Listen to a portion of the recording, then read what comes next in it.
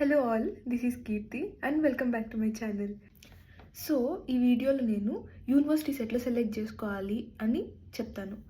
So నేను నా universities apply చేయడం కన్నా ముందు కొన్ని పాయింట్స్ని మైండ్లో పెట్టుకున్నా. లైక్ ఎలా అంటే, ఇప్పుడు నేను వెళ్ళబోయే యూనివర్సిటీ బడ్జెట్ ఎంత ఉండాలి, అండ్ ఆ యూనివర్సిటీలో ఎన్ని క్రెడిట్స్ ఉన్నాయి, అండ్ ఆ యూనివర్సిటీ సరౌండింగ్స్లో లివింగ్ కాస్ట్ ఎంత అని మెయిన్ ఈ త్రీకి నేను స్టిక్ అయి ఉన్నాను.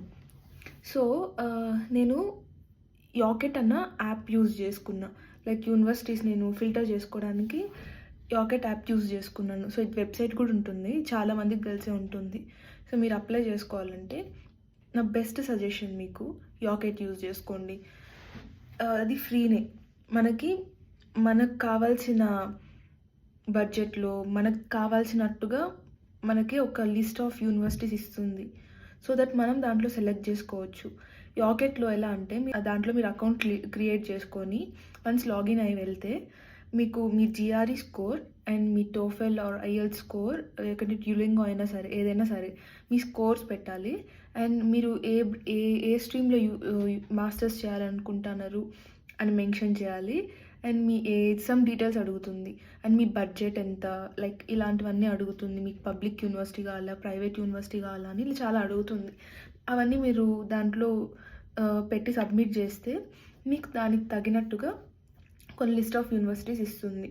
అందులో మీరు మీ బడ్జెట్లో ఉన్న యూనివర్సిటీని సెలెక్ట్ చేసుకోవచ్చు, అంటే మీకు నచ్చిన యూనివర్సిటీని సెలెక్ట్ చేసుకోవచ్చు. అండ్ మెయిన్ థింగ్ ఏంటంటే, చాలామంది ఏం చేస్తారంటే యూనివర్సిటీ ఫీజు చూసుకుంటారు. ఓకే, నా బడ్జెట్లో ఉంది 20 or 30 lakhsలో నాకు ఇది అయిపోతుంది అనుకుంటారు. బట్ వాళ్ళు చేసే తప్పు ఏంటంటే లివింగ్ చూసుకోరు. కోర్స్ యూనివర్సిటీ బడ్జెట్ తక్కువ ఉండొచ్చు, కానీ లివింగ్ చాలా ఎక్స్పెన్సివ్ ఉంటాయి కొన్ని వాటిల్లో. యూనివర్సిటీ బడ్జెట్ లో ఉండి లివింగ్ కాస్ట్ ఎక్కువ ఉంటే it is too difficult to handle.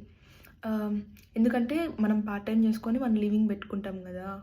So living cost ఎప్పుడు కానీ మీకు కంఫర్టబుల్ ఉన్న బడ్జెట్లో చూసుకుంటే బెటర్.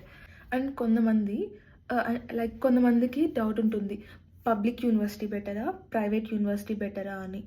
పబ్లిక్ బెటరా, ప్రైవేట్ బెటరా అని ఏం ఉండదు. And it completely depends on your skills అంతే.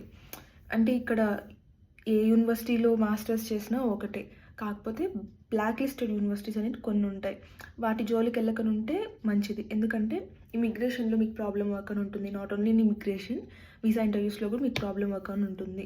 అండ్ కొంతమంది అంటారు, లైక్ ఎలా అంటే, కొంతమందికి డౌట్ ఉంటుంది, లైక్ ఎలా అంటే మన యూనివర్సిటీని బేస్ అయ్యి వీసా ఇంటర్వ్యూస్లో యాక్సెప్టెన్సీ రిజెక్ట్ చేయడం, యాక్సెప్ట్ చేయడం ఉంటుందా అని డౌట్ కూడా ఉంటుంది. సో నేను దీనికి అంటే నాకు అంత ఐడియా లేదు. లైక్ నాకు తెలిసినంత వరకు బ్లాక్ లిస్టెడ్ యూనివర్సిటీ కానంత వరకు సేఫ్. బ్లాక్ లిస్టెడ్ యూనివర్సిటీ అంటే రిజెక్ట్ చేసే ఛాన్సెస్ ఉంటాయి. సో సెలెక్ట్ చేసుకునే యూనివర్సిటీ మంచి యూనివర్సిటీ అయి ఉండాలి. మంచి యూనివర్సిటీ అంటే టాప్ యూనివర్సిటీ అని కాదు, ఒక మంచి బ్యాక్గ్రౌండ్ ఉన్న యూనివర్సిటీ. అండ్ ప్రైవేట్ అయినా పర్లేదు, పబ్లిక్ అయినా పర్లేదు. అండ్ చాలా వరకు యూనివర్సిటీస్ స్కాలర్షిప్ ఆఫర్ చేస్తాయి, కొన్ని యూనివర్సిటీస్ స్కాలర్షిప్ ఆఫర్ చేయవు. సో అవి కూడా చూసుకోవాలి మనం. ఇంకా మెయిన్ థింగ్ ఏంటంటే క్రెడిట్స్. చాలా వరకు క్రెడిట్స్ చూడరు, అంటే క్రెడిట్స్ని డీటెయిల్గా చూడరు. నాకు తెలిసినంత వరకు 30 to 35 బిట్వీన్ క్రెడిట్స్ ఉంటే సరిపోతుంది. సో దట్ ఇప్పుడు 35 అంటేనే ఎక్కువ, 35 కన్నా ఎక్కువ పోతే అప్పుడు మీరు ఇంకా ఎక్కువ పే చేయాల్సి వస్తుంది. పర్ క్రెడిట్కి ఇంత అమౌంట్ అని మరి మీరు పే చేయాల్సి ఉంటుంది. అప్పుడు మీకు బడ్జెట్ ఎక్కువ అయిపోతుంది. సో మ్యాక్సిమం నాకు తెలిసినంత వరకు 30 నుండి 35 లోపల క్రెడిట్స్ ఉంటే సరిపోతుంది. సో అది కూడా చూసుకోవాలి. సో ఈ యాకెట్ అన్నది బెస్ట్ సోర్స్ మనకి కాలేజెస్ సెలెక్ట్ చేసుకోవడానికి. మాస్టర్స్ చేసే వాళ్ళకి, మాస్టర్స్ అనే కాదు, బ్యాచిలర్స్ చేయాలనే వాళ్ళకి కూడా ఇది బెస్ట్ సోర్స్. లైక్ యూఎస్ఏనే కాదు, యూకే, జర్మనీ, ఇలా డిఫరెంట్ కంట్రీస్లో చేయడానికి మీకు యూజ్ అవుతుంది. అండ్ థింగ్ ఏంటంటే, నాకు జీరో నాలెడ్జ్ ఉంది. లైక్ ఎలా అంటే, ఈ యూనివర్సిటీ సెలెక్షన్ ప్రాసెస్లో నాకు అసలు ఏ నాలెడ్జ్ లేదు. అంటే ఎలా చూస్ చేసుకోవాలి ఏంటి అని. అంటే గుడ్డిగా కన్సల్టెన్సీస్కి మనం చెప్పలేము కదా, వాళ్ళకి నచ్చింది పెట్టమని మనం చెప్పలేం. మనకు నచ్చినవి మనం చెప్పాలి, అట్లయితే బెటర్. నా ప్రాసెస్లో నేను చాలా ఫిల్టర్ చేశాను. యాకెట్ యాకెట్ చూశాను.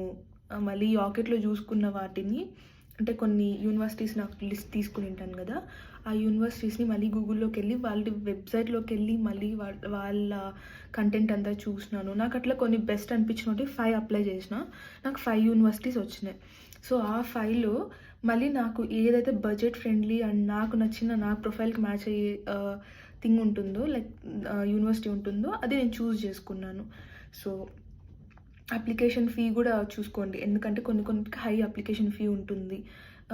నేనైతే నేను అప్లై చేసిన వాటిలో ఒక్కదానికి కూడా అప్లికేషన్ ఫీ లేదు. అంటే వాళ్ళు యాకెట్‌లో మనకు ఆ ఆప్షన్ ఉంటుంది. అప్లికేషన్ ఫీ మెన్షన్ చేస్తారు. సో దట్ మనము చూసుకోవచ్చు. ఒక కాలేజ్‌కి ఎంత అప్లికేషన్ ఫీ ఉంటుంది ఏంటి అని. నేను అట్లా నా అప్లికేషన్ ఫీజ్ చూసుకొని గూడా యూనివర్సిటీస్‌ని సెలెక్ట్ చేసుకున్నాను. మీరు త్రూ యాకెట్ నుండి గూడా మీరు లైక్ యూనివర్సిటీస్‌కి అప్లై జేసుకోవచ్చు. బట్ నేను అట్లా చేయలేదు. నేను అట్లా చేయలేదు. సో, నేను కన్సల్టెన్సీ త్రూ ఈ ప్రాసెస్ స్టార్ట్ చేసుకున్నాను. బట్ యూనివర్సిటీ సెలెక్షన్ మాత్రం కంప్లీట్‌గా నాదే. అంటే నేను ఫిల్టర్ చేసుకున్నా నా ప్రొఫైల్‌కి మ్యాచ్ అయ్యే యూనివర్సిటీని. నేను మొత్తం నేను అప్లై చేసిన 5 యూనివర్సిటీస్ నేను ఈ యాకెట్‌లోనే రెఫర్ చేసుకున్నాను. మీరు యూనివర్సిటీస్ సెలెక్ట్ చేసుకునేటప్పుడు university budget plus living cost 2 చూసుకోవాలి. ఇది మాత్రం మెయిన్. అండ్ క్రెడిట్స్ చూసుకోవాలి. 30-35 క్రెడిట్స్ లోపల ఉంటే బెటర్. ఇంకా స్కాలర్షిప్ మీరు అప్లై చేస్తున్న యూనివర్సిటీస్ స్కాలర్షిప్ ప్రొవైడ్ చేస్తాయా అని కూడా చూసుకోండి. వన్స్ మీరు యూనివర్సిటీస్‌కి అప్లై చేశాక మీకు మెయిన్‌గా ఉండాల్సింది పేషెన్స్. ఎందుకంటే యూనివర్సిటీస్ అప్లై చేసినాక అవి వాళ్ళు వెరిఫై చేసి మనకి I-20 పంపించేదో, యాక్సెప్ట్ చేయడము, రిజెక్ట్ చేయడము ఇవన్నీ మనకి తెలియాలంటే మినిమమ్ మనం 3 to 4 వీక్స్ ఖచ్చితంగా వెయిట్ చేయాలి. ఎందుకంటే నా ప్రాసెస్‌లో ఈచ్ యూనివర్సిటీ 1 మంత్ టైం తీసుకునింది. సో, నాకైతే పేషెన్స్ లేదు. నాకు భయం. ఇక్కడ నాకు యాక్సెప్ట్ చేశారా? లేకుంటే రిజెక్ట్ చేశారా? అన్న టెన్షన్‌తో చాలా బతికేసా నేను. So, be patience. వన్స్ మీరు యూనివర్సిటీస్‌కి అప్లై చేసినాక వీ నీడ్ పేషెన్స్ అంతే. కేర్‌ఫుల్‌గా ఉండండి. అప్లై చేసే యూనివర్సిటీస్ మంచి యూనివర్సిటీస్ అయితే మీకు చాలా చాలా బెనిఫిట్స్ ఉంటాయి. లైక్ బ్లాక్ లిస్టెడ్ యూనివర్సిటీస్ జోలికి మాత్రం మీరు పోవద్దండి. అప్లై చేసేటివి మంచి యూనివర్సిటీస్ అయి ఉండాలి. నేను మంచి యూనివర్సిటీస్ అని చెప్తున్నా. నాట్ టాప్ ర్యాంక్డ్ యూనివర్సిటీస్, ఓకేనా? సో, మంచి యూనివర్సిటీస్ చూస్ చేసుకొని అప్లై చేసేయండి. మీకు డౌట్ ఉంటే మీ కోర్స్‌లో ఎలాంటి సబ్జెక్ట్స్ ఉన్నాయి, ఏంటి అని మీకు డౌట్ ఉంటే మీరు ఆ యొక్క యూనివర్సిటీ వెబ్‌సైట్‌కెళ్ళి మీరు చూసుకోవచ్చు. లైక్ ఇప్పుడు నేను సైబర్ సెక్యూరిటీ. సో, నేను నా యూనివర్సిటీ వెబ్‌సైట్‌లోకెళ్ళి నేను ముందే చూసుకున్నాను. సో, నా సైబర్ సెక్యూరిటీకి ఏ సబ్జెక్ట్స్ యాడ్ చేస్తున్నారు, ఏంటి అని. కొంతమందికి ఎలా ఉంటుందంటే ప్రీరిక్విజైట్స్ ఉంటాయి. లైక్ వాళ్ళు డిగ్రీ ఆర్ బ్యాచిలర్స్‌లో అదర్ స్ట్రీమ్స్ ఇప్పుడు ఇక్కడికి వచ్చి కంప్యూటర్ సైన్స్ చేయాలనుకున్న వాళ్ళు వాళ్ళ పాస్ట్‌లో వేరే course like triple civil engineering ఇట్లా ఏమైనా చేసినప్పుడు వాళ్ళు ఇక్కడికి వచ్చినాక కంప్యూటర్ సైన్స్ చేయాలంటే ప్రీరిక్విజైట్స్ ఉంటాయి కొన్ని సబ్జెక్ట్స్. అవి వాళ్ళు కంప్లీట్ చేయాలి. సో, అవి కూడా ఉంటాయి. సో, అవి కూడా చూసుకోవాలి మీరు. సో, ఇట్లా చాలా ఉంటాయి. థింగ్ ఏంటంటే మీరు ప్రాసెస్ స్టార్ట్ చేసినప్పుడు అన్నీ మీరు స్టెప్ బై స్టెప్ మీరు అన్నీ తెలుసుకుంటా పోతారు.